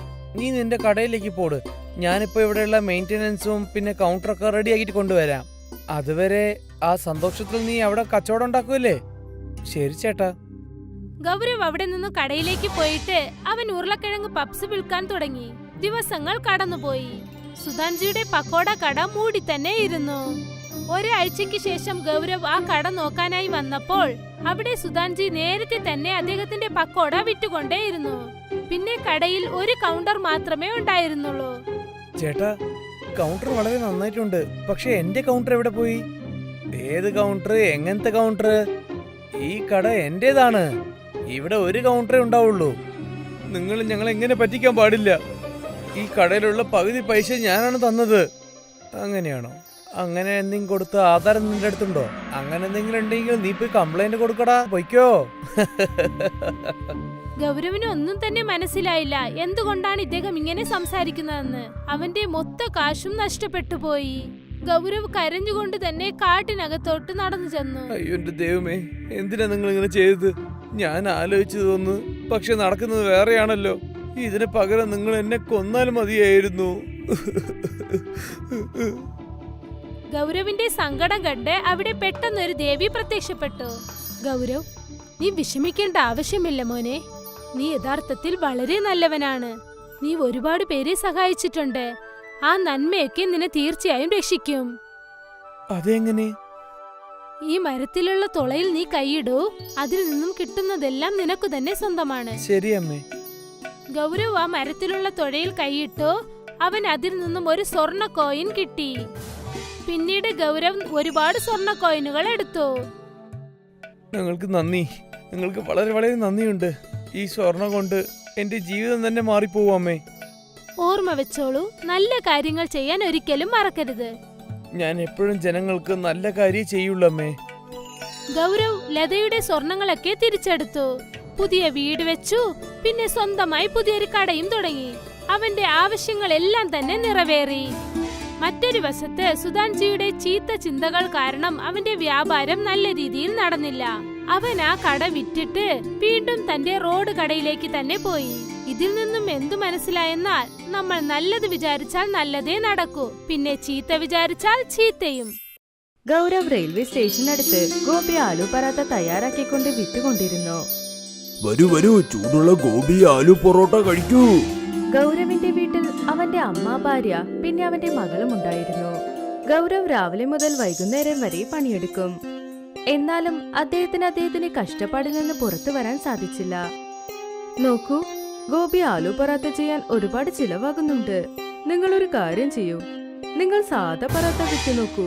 അതുകൊണ്ട് നമുക്ക് ചിലവും കുറയും, നമ്മുടെ ലാഭവും കൂടും. ഇല്ല, ഞാനങ്ങനെ ചെയ്യില്ല. സാധാരണ പൊറോട്ട ആർക്കും ഇഷ്ടമല്ലെന്നേ. അച്ഛൻ ഗോപി ആലു പൊറോട്ടയാണ് ചെയ്തു വിറ്റിരുന്നത്. അതുകൊണ്ട് ഞാനും ഇത് തന്നെ ചെയ്യും. ഗൗരവിന് പലതരം കസ്റ്റമേഴ്സ് ഉണ്ടായിരുന്നു. അവർക്ക് പലതരം ഡിമാൻഡ്സും ഉണ്ടായിരുന്നു. ചേട്ടാ, പൊറോട്ട മാത്രമല്ല ഗോപി ആലുവും കുറച്ച് തരൂ. പിന്നെ എനിക്ക് പൊറോട്ടയുടെ കൂടെ പച്ചക്കറി വേണം. എനിക്ക് പൊറോട്ടയുടെ കൂടെ അച്ചാറ് തരണം. എനിക്ക് പൊറോട്ടയുടെ കൂടെ തൈര് വേണം. ഗൗരവിന് ചില സമയത്ത് തന്റെ കസ്റ്റമേഴ്സിന്റെ ഡിമാൻഡ്സ് കേട്ട് മടുത്തു പോകും. പൊറോട്ടയുടെ കൂടെ നിങ്ങൾക്ക് പച്ചക്കറി വേണമെങ്കിൽ നിങ്ങൾ പ്രത്യേകം പണം തരണം. എനിക്ക് പ്രത്യേകിച്ചൊന്നും തരാൻ പറ്റില്ല. കണ്ടോ, ഈ ഗൗരവ് പച്ചക്കറിക്ക് പ്രത്യേകം പൈസ ചോദിക്കുന്നു. വരൂ വരൂ, നമുക്ക് ആർക്കും ഈ കടയിൽ നിന്ന് കഴിക്കണ്ട. അയ്യോ, ഒരു നിമിഷം, നിങ്ങൾ എവിടെ പോകുന്നു? ഒന്ന് നിൽക്കൂ. ഒരു ദിവസം ഗൗരവ് വളരെ വിഷമിച്ചുകൊണ്ട് വീട്ടിൽ വന്നു. എന്തു പറ്റി? ഇപ്പോൾ കസ്റ്റമേഴ്സ് വരുന്നത് കുറഞ്ഞുകൊണ്ടേ വരുന്നു. ജനങ്ങൾക്ക് പണം തരാനും താല്പര്യമില്ല. എന്നാൽ തൈര്, അച്ചാറ്, പച്ചക്കറി ഇതെല്ലാം ചോദിക്കുന്നു. വരൂ, നമുക്കൊന്ന് പുറത്തു പോയിട്ട് വരാം. അപ്പൊ ഒന്ന് റിഫ്രഷ് ആകും. നമ്മുടെ അടുത്ത് ടൂറിസ്റ്റ് പ്ലേസിലേക്ക് പോകാനുള്ള പണമൊന്നുമില്ല. അതുകൊണ്ട് നിന്റെ വീട്ടിലേക്ക് നമുക്ക് പോകാം. ഗൗരവ് ചുറ്റിക്കാണാൻ അമ്മായിമ്മയുടെ വീട്ടിൽ ചെന്നു. അതൊരു ഗ്രാമമാണ്. വഴിയിൽ ഗൗരവിനും ഗൗരവിന്റെ ഭാര്യയ്ക്കും വളരെ ദാഹിച്ചു. അവർക്ക് എവിടെ നിന്നോ വെള്ളച്ചാട്ടത്തിന്റെ ശബ്ദം കേട്ടു. ഈ അരുവിയുടെ ശബ്ദം കിഴക്ക് ദിശയിൽ നിന്നാ വരുന്നത്. ഗൗരവും അവന്റെ ഭാര്യയും കിഴക്ക് ഭാഗത്തിലേക്ക് പോയി. അവർ കുറച്ചകലെ വെള്ളച്ചാട്ടവും കണ്ടു. ഈ അരുവി കാണാൻ നല്ല രസം. ഗൗരവും അവന്റെ ഭാര്യയും വെള്ളം കുടിച്ച് അവരുടെ ദാഹം മാറ്റി. അതോടൊപ്പം കൈകാലം കഴുകി. അവരവിടെ നിന്ന് പുറപ്പെടുമ്പോൾ ആരോ വേദനയിൽ പിടയുന്ന പോലെ ശബ്ദം കേട്ടു. ഈ ശബ്ദം വെള്ളച്ചാട്ടത്തിന്റെ പുറകെ നിന്നാണ് കേൾക്കുന്നത്. അരുവിയിലേക്ക് ഒന്ന് ചാടി നോക്കണം. അപ്പോഴേ അവിടെ എന്താണുള്ളതെന്ന് മനസ്സിലാകൂ. പക്ഷെ വെള്ളച്ചാട്ടത്തിന്റെ അകത്തേക്ക് പോകുന്നത് ഒരു ആപത്തായാലോ? ഇത് എന്തെങ്കിലും ട്രാപ്പായി കൂടിയിരിക്കാം. അപ്പോഴാണ് വെള്ളച്ചാട്ടത്തിൽ നിന്ന് ശബ്ദം കേട്ടത്. ഞാൻ ഒന്നിനു വേണ്ടിയും ഇവിടെ വലവീശിയതല്ല. എന്നെ രക്ഷിക്കൂ. ഞാനൊരു സ്വാമിയാണ്. എന്നെ ഇവിടെ നിന്നും മോചിപ്പിക്കൂ. ഞാൻ ആ അരുവിക്കകത്ത് പോയി നോക്കാൻ പോകുക. ഒരുപക്ഷെ ഞാൻ അവിടെ അകപ്പെട്ടാൽ എന്നെ പോലെ ആരെങ്കിലും സഹായിക്കുമെന്ന് ഞാൻ പ്രതീക്ഷിക്കില്ലേ? ഗൗരവ് വെള്ളച്ചാട്ടത്തിൽ ചെന്നു. അവിടെ നോക്കുമ്പോൾ ഒരു മുനിയെ മുള്ളുകൊണ്ടുള്ള തൂണിൽ കെട്ടിയിട്ടിരുന്നു. അദ്ദേഹത്തിന്റെ പുറത്തു നിന്ന് രക്തം വന്നു. നിങ്ങൾ ആരാണ്? നിങ്ങൾ എങ്ങനെ ഇവിടെ അകപ്പെട്ടു? ഞാൻ നിന്നോട് എല്ലാം പറയാം. ആദ്യം എന്നെ ഒന്ന് മോചിപ്പിക്കൂ. ഗൗരവ കെട്ടയച്ചിട്ടു. മുനി ഇപ്പോൾ മോചിതനായി. നിനക്ക് ഒരുപാട് നന്ദി. ഞാൻ ഒരു സ്വാമിയാണ്. എന്റെ അടുത്ത് ചില ശക്തികളുമുണ്ട്. മനുഷ്യരുടെ ആഗ്രഹങ്ങളെല്ലാം എനിക്ക് നിറവേറ്റാൻ കഴിയും. ജനങ്ങൾ എന്റെ ശക്തി തെറ്റായി ഉപയോഗിക്കാൻ തുടങ്ങി. ഞാൻ അവരുമായി അംഗീകരിക്കാത്തപ്പോൾ എന്നെ ഇവിടേക്ക് കൂട്ടിക്കൊണ്ടുവന്ന് ഇതുപോലെ അടച്ചു വെച്ചു. ഒരുപക്ഷെ നിങ്ങളുടെ കയ്യിൽ യഥാർത്ഥത്തിൽ ശക്തി ഉണ്ടെങ്കിൽ നിങ്ങളെന്താ അതുപയോഗിച്ച് വെളിയിലേക്ക് വരാത്തത്? ഞാൻ എന്റെ ശക്തികൾ ഒരിക്കലും എനിക്ക് വേണ്ടി ഉപയോഗപ്പെടുത്താൻ പാടില്ല. ശരി സ്വാമി, ഞാനെന്നാൽ പുറപ്പെടുക. എനിക്കെന്റെ അമ്മായിയമ്മ വീട്ടിലെത്തണം. ഒരുപാട് ലേറ്റായി. നീ എന്തിനാണ് വെറും കൈയോടെ പോകുന്നത്? നീ എന്നെ സഹായിച്ചിരിക്കുന്നു. ഞാനിപ്പോൾ നിന്നെ സഹായിക്കാൻ ആഗ്രഹിക്കുന്നു. ഒരുപക്ഷെ നിനക്ക് എന്തെങ്കിലും വേണമെങ്കിൽ അത് ചോദിക്ക്. ഇല്ല സ്വാമി, ഞാൻ എന്റെ ജീവിതത്തിൽ കഠിനമായി അധ്വാനിച്ച് സമ്പാദിക്കാൻ ആഗ്രഹിക്കുന്നു. ഗൗരവ് പറഞ്ഞത് കേട്ട് മുനി സന്തോഷിച്ചു. അവർ മനസ്സിനുള്ളിൽ ഗൗരവിനെ ആശീർവദിക്കുകയും ചെയ്തു. ഗൗരവ് അമ്മായിമ്മയുടെ നാട്ടിൽ നിന്ന് വന്നതിന് ശേഷം അദ്ദേഹം വീണ്ടും തന്റെ ഗോപി ആലു പറാത്ത ബിസിനസ് തുടങ്ങി. വരൂ വരൂ, ചൂടുള്ള രുചിയുള്ള ആലു ഗോപി പൊറോട്ട കഴിക്കൂ. വരൂ വരൂ. കസ്റ്റമേഴ്സ് വീണ്ടും അവരുടെ ഡിമാൻഡുകൾ ചോദിക്കാൻ തുടങ്ങി. ഇവിടെ നോക്കൂ, പൊറോട്ടയുടെ കൂടെ പച്ചക്കറി വേണം. എന്നാൽ പച്ചക്കറിയൊന്നുമില്ല. അപ്പോഴാണ് പെട്ടെന്ന് അദ്ദേഹത്തിന്റെ പറാത്തയിൽ നിന്ന് ഉപ്പേരി പുറത്തേക്ക് വന്നത്. എനിക്ക് പൊറോട്ടയോടൊപ്പം തൈര് വേണം. എന്റെ അടുത്ത് തൈരുമില്ലല്ലോ. പക്ഷെ പെട്ടെന്ന് ആ കസ്റ്റമറിന്റെ പറാത്തയ്ക്ക് പുറത്ത് തൈരും പുറത്തു വന്നു. എനിക്ക് പൊറോട്ടയുടെ കൂടെ അച്ചാറ് വേണം. എന്നാൽ എന്റെ അടുത്ത് അച്ചാറുമില്ല. അപ്പോഴാണ് മൂന്നാമത്തെ കസ്റ്റമറിന്റെ പ്ലേറ്റിൽ നിന്ന് അച്ചാറും വന്നത്. അവിടെയുള്ളവർ ആശ്ചര്യപ്പെട്ടു നോക്കി. ഇതെന്താണിത്? ഞാൻ 3 പേർക്കും പച്ചക്കറിയും തൈരും അച്ചാറും കൊടുത്തില്ലല്ലോ. എന്നാൽ ഇതെല്ലാം ഇവരുടെ പ്ലേറ്റിൽ എങ്ങനെ വന്നു? അപ്പോഴാണ് ഗൗരവ് ഇതിനു മുന്നേ വെള്ളച്ചാട്ടത്തിനുള്ളിൽ രക്ഷിച്ച് മുനി അവിടേക്ക് വന്നത്. ഇവിടെ നോക്കൂ, 2 പൊറോട്ട തരൂ. തൈരും അച്ചാറും പച്ചക്കറിയും തരൂ. അങ്ങനെ പറഞ്ഞ് മുനി അപ്രത്യക്ഷിതപ്പെട്ടു. ഈ അത്ഭുതങ്ങളെല്ലാം ആ മുനി കാരണമാണ് സംഭവിക്കുന്നതെന്ന് ഗൗരവന് ഇപ്പോൾ മനസ്സിലായി. ഇപ്പൊ ഗൗതമിന്റെ അടുത്തേക്ക് ഒരുപാട് കസ്റ്റമേഴ്സ് വന്നു. എല്ലാവരും പറാത്ത കഴിക്കാനാണ് വന്നത്. അവരുടെ പറാത്തയ്ക്കൊപ്പം ഉപ്പേരി, തൈര്, അച്ചാറ് എന്ത് ചോദിച്ചാലും അതാ പറാത്തയിൽ നിന്ന് പുറത്തേക്ക് വന്ന് അവരുടെ പ്ലേറ്റിലേക്ക് വരും. ഗൗരവ് സത്യസന്ധമായി പറാത്തയുടെ പൈസ മാത്രം വാങ്ങിക്കൊണ്ടിരുന്നു. കുറച്ച് ദിവസം കൊണ്ട് ഗൗരവ് വലിയ പണക്കാരനുമായി. ഗൗരവ് എല്ലാവരോടും നടന്ന സത്യം പറഞ്ഞു. അതായത് ഒരു മുനി കാരണമാണ് ഈ അത്ഭുതങ്ങൾ നടക്കുന്നത് എന്ന്. അദ്ദേഹത്തെയാണ് ഗൗതം വെള്ളച്ചാട്ടത്തിനകത്ത് രക്ഷിച്ചത്.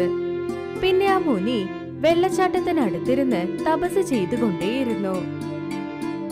ഗൗരവിന്റെ അടുത്ത് ദീപക് എന്നാൾ പറാത്ത തള്ളുവണ്ടി വെച്ചുകൊണ്ടിരുന്നു. അദ്ദേഹവും പറാത്ത തന്നെയാണ് വിറ്റത്. അവനെന്ത് ചിന്തിച്ചു എന്നോ, അവനും ആ മുനിയുടെ അടുത്ത് നിന്ന് അനുഗ്രഹം വാങ്ങിച്ചാൽ ഗൗരവിനെ പോലെ പണക്കാരനാവാമെന്ന് ആഗ്രഹിച്ചു. ദീപക് ഗൗരവിനോട് സംസാരിക്കുന്ന മട്ടിൽ ആ മുനി എവിടെയുണ്ടെന്ന് അവൻ ചോദിച്ചറിഞ്ഞു. ദീപക് തോക്കുമെടുത്തുകൊണ്ട് ആ മുനിയുടെ അടുത്തേക്ക് ചെന്നു. നീ ആരാണ്? ഇവിടെ എന്ത് ചെയ്യുന്നു? വായടക്കേ, എന്റെ പേര് ദീപക്. ഞാൻ ഗൗരവിന്റെ കടയുടെ അടുത്ത് ആ കടയിട്ടിരിക്കുന്നത്. നിങ്ങൾ അവന് വരം കൊടുത്ത് വലിയ തെറ്റ് ചെയ്തു. നീ തെറ്റിദ്ധരിച്ചതാണ്. ഗൗരവ് സത്യത്തിൽ നല്ല വ്യക്തിയാണ്. ഞാൻ അവന് ഒരു വരവും കൊടുത്തിട്ടില്ല. എപ്പോഴും നന്നായിരിക്കുന്നു ഞാൻ അവനെ അനുഗ്രഹിച്ചതേ ഉള്ളൂ. കിഴവാ, എന്നോട് അധികം സംസാരിക്കണ്ട. മര്യാദയ്ക്ക് എനിക്കും അതുപോലെ ഒരു വരം താ, അല്ലെങ്കിൽ ഇപ്പോൾ തന്നെ ഞാൻ തന്നെ കൊന്നുകളയും. അങ്ങനെയൊന്നും ആർക്കും അനുഗ്രഹിക്കാൻ പറ്റില്ല മോനെ. തനിക്ക് പറഞ്ഞാൽ മനസ്സിലാകില്ല. ദീപക് മുനിയുടെ കഴുത്തിലേക്ക് പിടിച്ചു. അവൻ അദ്ദേഹത്തിന്റെ കഴുത്തിനെരിച്ച് ഇങ്ങനെ പറഞ്ഞു. വേഗം അനുഗ്രഹിച്ചോ, അല്ലെങ്കിൽ തന്റെ ജീവൻ ഞാനിങ്ങെടുക്കും. ശരി, ഞാൻ നിന്നെ അനുഗ്രഹിക്കാം. അടുത്ത ദിവസം ദീപക് വളരെ സന്തോഷിച്ച് അവന്റെ ബിസിനസ്സും തുടങ്ങി. ദീപക് കസ്റ്റമേഴ്സിന്റെ പ്ലേറ്റിൽ പറാത്ത വെച്ച് കൊടുത്തപ്പോൾ ആ പ്ലേറ്റിൽ പറാത്തയ്ക്ക് മുകളിൽ പാമ്പുകൾ ഉണ്ടായിരുന്നു. ദീപക് കസ്റ്റമേഴ്സിന്റെ പ്ലേറ്റിൽ എത്ര തവണ പറാത്ത വെച്ചാലും എല്ലാ തവണയും പാമ്പുകൾ വന്നു. കസ്റ്റമേഴ്സ് ദീപകിന്റെ കയ്യിൽ നിന്ന് പറാത്ത വാങ്ങുന്നത് നിർത്തി. എല്ലാ കസ്റ്റമേഴ്സും ഗൗരവിന്റെ കയ്യിൽ നിന്ന് പറാത്ത വാങ്ങി. ഗൗരവ് കസ്റ്റമേഴ്സിന്റെ തിരക്ക് വളരെ കൂടിയെന്ന് ശ്രദ്ധിച്ചിരുന്നു. അതുകൊണ്ട് 2 വേലക്കാരെ നിർത്തിക്കൊണ്ട് ഗൗരവ് ഒരു റെസ്റ്റോറന്റ് തുറന്നു. അങ്ങനെ സത്യസന്ധത പ്രയത്നം കൊണ്ട് ബിസിനസ്സിൽ മുന്നേറി ഒരുപാട് സന്തോഷത്തോടെ ജീവിച്ചു. താരാസിംഗ് തന്റെ ഗ്രാമത്തിൽ വണ്ടിക്കടയിൽ ആലു പൊറോട്ട വിൽക്കുകയായിരുന്നു. വരൂ വരൂ, ശുദ്ധമായ നെയ്യിൽ ചെയ്ത് ആലു പൊറോട്ട കഴിക്കാൻ വരൂ. മീർഗഞ്ചിന്റെ ഉരുളക്കിഴങ്ങ്, കിഷൻഗഞ്ചിന്റെ ആട്ട, ടേസ്റ്റ് ചെയ്ത് നോക്കൂ താരയുടെ പൊറോട്ട. താരയുടെ തള്ളുവണ്ടിക്കടയിൽ എപ്പോഴും തിരക്കുണ്ടായിരിക്കും. താരയും ശ്വേതയും ആലു പൊറോട്ട വ്യാപാരം ചെയ്താണ് നന്നായിട്ട് സമ്പാദിക്കാൻ തുടങ്ങിയത്. അവരുടെ മകൾ മീന ആ ഗ്രാമത്തിലെ ഒരു വലിയ സ്കൂളിൽ പഠിച്ചുകൊണ്ടിരുന്നു. ഒരു ദിവസം രാത്രി താരയുടെ കുടുംബം ഉറങ്ങിക്കൊണ്ടിരുന്നപ്പോൾ പെട്ടെന്ന് ആരോ അവരുടെ വീട്ടിന്റെ കതക് തട്ടി. രാത്രി 12 മണിയായി. ഈ സമയത്ത് ആരായിരിക്കും? ഞാൻ ഇപ്പൊ പോയി നോക്കിട്ട് വരാം. താര കതക് തുറന്നു. അപ്പോൾ അദ്ദേഹം നോക്കി. അദ്ദേഹത്തിന്റെ കുഞ്ഞമ്മയുടെ മകൻ ആകാശ് നിന്നുകൊണ്ടിരുന്നു. എന്തു പറ്റി ആകാശ്? ഈ രാത്രിയിൽ വന്നിട്ടുണ്ടല്ലോ നീ. താര ചേട്ടാ, എന്റെ ഭാര്യയ്ക്ക് സുഖമില്ല എന്ന് തോന്നുന്നു. നിങ്ങളെ കൊണ്ട് ഒരു 1500 റുപ്യ എന്നെ സഹായിക്കാൻ പറ്റുമോ? ആ തീർച്ചയായും. നീ ഒരു 5 മിനിറ്റ് വെയിറ്റ് ചെയ്യ്, ഞാൻ കൊണ്ടുവരാം. ഞാൻ നിങ്ങളുടെ പണം തിരിച്ചു തന്നേക്കാം കേട്ടോ. നീ പണമൊക്കെ പിന്നെ തന്നേക്കാം. നീ ആദ്യം നിന്റെ ഭാര്യയെ ശരിയാക്കാൻ നോക്ക്. താരയുടെ സഹോദരനായ ആകാശ് താരയെ നോക്കി ഒരുപാട് അസൂയപ്പെടും. പക്ഷെ സഹായത്തിനായി എപ്പോഴും അദ്ദേഹത്തെ തേടിയാണ് അവൻ വരുന്നത്. ഡോക്ടറെ ചെന്ന് കണ്ടതും തന്നെ ആകാശ് തന്റെ ദേഷ്യത്തെ തന്റെ ഭാര്യയുടെ മേലിൽ കാണിച്ചു. ഇന്ന് നിന്നെ കൊണ്ട് ആ മോശമായ താരന്റെ അടുത്ത് ഞാൻ പോവേണ്ടി വന്നു. നീ മാത്രം മര്യാദയ്ക്കുണ്ടെങ്കിലേ ഞാൻ എന്തിനാ താരന്റെ അടുത്ത് വീണ്ടും വീണ്ടും പോകേണ്ടത്? നിങ്ങൾ എന്തിനാ താരേണ്ണനെ കുറിച്ച് അങ്ങനെയൊക്കെ വിചാരിക്കുന്നേ? അവർക്ക് ഒട്ടും ദേഷ്യമില്ല. ഇന്ന് എനിക്ക് സുഖമില്ലാന്ന് അറിഞ്ഞതും തന്നെ നിങ്ങൾ എന്നോട് ദേഷ്യപ്പെടുന്നു. ഇതിന് നിങ്ങൾ അദ്ദേഹത്തോട് ചെന്ന് കാശ് ചോദിക്കാതിരിക്കാമായിരുന്നില്ലേ? താരേട്ടൻ നിങ്ങൾക്ക് ഒരുപാട് പ്രാവശ്യം കാശ് തന്നിട്ടുണ്ട്. പക്ഷെ നിങ്ങൾ അദ്ദേഹത്തിൽ നിന്ന് വാങ്ങിയ കാശ് ഇതുവരെ തിരിച്ചു കൊടുത്തിട്ടില്ല. എന്നിട്ടും അദ്ദേഹം നിങ്ങളെ ഒന്നും തന്നെ പറയാറില്ല. നിങ്ങളുടെ ഏട്ടനെയും ഏട്ടത്തിയെയും ബഹുമാനിക്കാൻ നിങ്ങൾ പഠിക്കണം. നീ നിന്റെ വായിന് വന്നതൊക്കെ എന്തൊക്കെയാ പറഞ്ഞോ? അവൻ പൈസക്കാരൻ പറഞ്ഞ ഹുങ്ക് കാണിക്കുന്നില്ലേ? അതുകൊണ്ട് അവൻ എന്നെ അവമാനിപ്പിക്കുകയാണ്. അദ്ദേഹം പണക്കാരനാണ്. അദ്ദേഹം അഹങ്കാരം കാണിക്കുന്നതായി നിങ്ങൾ കരുതുന്നുണ്ടല്ലോ, അത് വളരെ തെറ്റാണ്. നിങ്ങൾ പാവപ്പെട്ടവനായിരിക്കുന്നത് കൊണ്ട് അദ്ദേഹത്തെ കണ്ട് നിങ്ങൾ ഒരുപാട് അസൂയപ്പെടുന്നു. എന്തിനാ നിങ്ങൾ കഷ്ടപ്പെട്ട് ഒരു സ്ഥലത്ത് ജോലി ചെയ്യാത്തത്? ഒരുപക്ഷെ ആ ദൈവത്തിന്റെ കാരുണ്യമുണ്ടെങ്കിൽ നിങ്ങളും ഒരു ദിവസം പണക്കാരനാകും. ആകാശ് എവിടെ ചെന്ന് ജോലി ചെയ്താലും എല്ലാരോടും ദേഷ്യപ്പെടുമായിരുന്നു. മനഃപൂർവ്വമായി യാതൊരു ജോലിയും അദ്ദേഹം ചെയ്യില്ല. ഒരു കടയിലും 1 വർഷത്തിനു മുകളിൽ അദ്ദേഹം ജോലി ചെയ്തിട്ടേ ഇല്ല. ഒരു ദിവസം ആകാശ് മുഖം വലിപ്പിച്ച് കയറ്റി വീട്ടിലേക്ക് ചെന്നു. അപ്പോൾ മാധുരി അദ്ദേഹത്തോട് പറഞ്ഞു, ഇന്നും നിങ്ങളുടെ ജോലി നഷ്ടപ്പെട്ടെന്ന് തോന്നുന്നു. ഞാൻ പറയുന്നത് കേൾക്കൂ. നിങ്ങൾ ചെന്ന് നിങ്ങളുടെ താരചേട്ടനെ നോക്കൂ. അദ്ദേഹം തന്റെ ആലു പൊറോട്ട കടയിൽ തീർച്ചയായും നിങ്ങൾക്കൊരു ജോലി തരുന്നതായിരിക്കും. താര എപ്പോഴും എന്നെ ജോലിയിൽ വെക്കുകയില്ല. ഒരു വട്ടം അദ്ദേഹത്തെ ചെന്ന് നോക്കൂ എന്നേ. ആകാശ് താരയെ കാണാനായി ചെന്നു. വാ വാ ആകാശ്, നിന്നെ കണ്ടിട്ട് കുറെ ദിവസമായല്ലോ. ഒരു പക്ഷെ നിനക്ക് വിശക്കുകയാണെങ്കിലേ ഞാൻ ആലു പൊറോട്ട തന്നേക്കാം, നീ കഴിച്ചോട്ടോ. വന്ന് കഴിക്കേ. എന്റെ ജോലി പോയി, അതുകൊണ്ട് ഞാൻ ജോലി തപ്പിക്കൊണ്ടിരിക്കുകയാണ്. നിങ്ങളടുത്ത് എന്തെങ്കിലും ജോലി ഉണ്ടാവോ? ഈ തല്ലുവണ്ടി കടേന്റെ ജോലി ഞാനും ശ്വേത നോക്കുന്നുണ്ട്. ഒരു പക്ഷെ നീ ആഗ്രഹിച്ച് ഞങ്ങളുടെ കൂടെ ജോലി ചെയ്യണമെങ്കിൽ ഞാനൊരു ജോലി ചെയ്യാം. ഞാനൊരു റെസ്റ്റോറന്റ് തുറന്നേക്കാം.